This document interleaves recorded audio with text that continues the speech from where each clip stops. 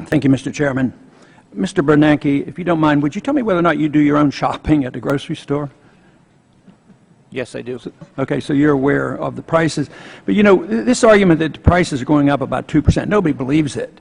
You know, and the old CPI says prices are going up at 9%. They believe this. If people on fixed incomes, they're really hurting. The middle class is really hurting because their inflation rate is very much higher than the government tries to tell them, and that's why they lose trust in government. But you know, this whole idea about prices and debasement of currency, if you loan me $100 and in 2 years from now I gave you 90 back, you'd be pretty upset. But we hand back money back that's worth 10 or 15 or 20% less, and nobody seems to be able to do anything about it. It's very upsetting. But it's theft. If I don't give you your full $100 back, if you loan me $100, I'm stealing $10 from you. So somebody's stealing wealth, and this is very upsetting.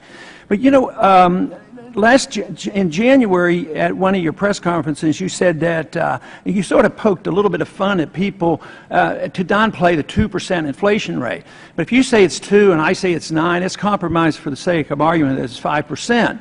That you said that if it doesn't hurt you unless you're one of those people who stick their money in the mattress. But where are you going to put it? Are you going to put it in a CD and not make any money at all? So this doesn't make any sense. It doesn't encourage the savings, and it just discourages people. But I do want to make a point about prices, because prices go up. That, to me, is not the inflation. It is one of the bad consequences of the inflation, which comes from the increase in the money supply, and that's one of the bad effects. But, you know, you took over the Fed in 2006. I have a silver ounce here, and this ounce of silver back in 2006 would buy over 4 gallons of gasoline. Today it'll buy almost 11 gallons of gasoline. That's preservation of value, and that's what the market has always said should be money. Money comes into effect in a natural way, not in an edict, not by fiat, by governments declaring it is money.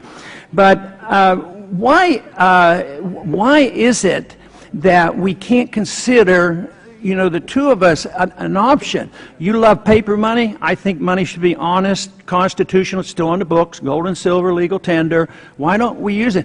But why don't we allow currencies to run parallel? They do around the world. One of my options, you know, as much as I would like to do something with the Fed, I say the Fed's going to self-destruct eventually anyway when the money's gone.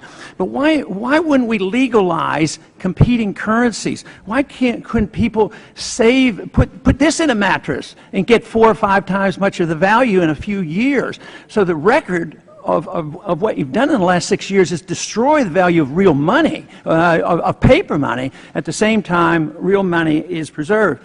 But a competing currency, we already have a silver eagle. It's legal tender for $1.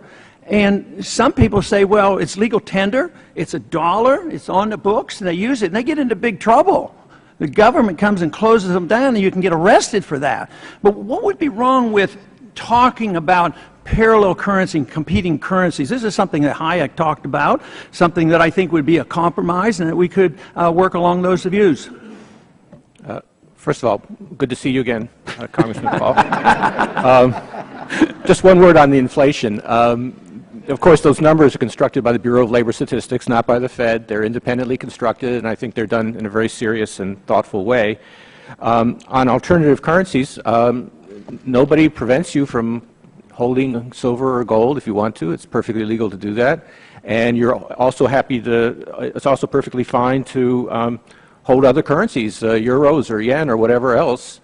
So in that respect, you can do that, and I'd be happy to talk to you about other options. Mr. Chairman, that's not money. I mean, when you pay taxes to buy a coin, or you have capital gains tax, when it's not, if you have to settle a lawsuit, it's always settled in depreciating Federal Reserve notes. It's never settled in the real contract. So that's nothing near money when it's illegal to use it. But to do it, you'd have to repeal the legal tender laws. You would have to legalize this. You'd have to get over the sales taxes. You'd have to get rid of the capital gains taxes. People, even in Mexico, they're talking about this. They're trying to have competing currencies. They've been wiped out too many times with inflation and wipe out the middle class. They're allowing people to start to save in a silver currency. So I hope we move along in that direction, because there shouldn't be any overwhelming changes all of a sudden, that there could be a transition. People could vote on it.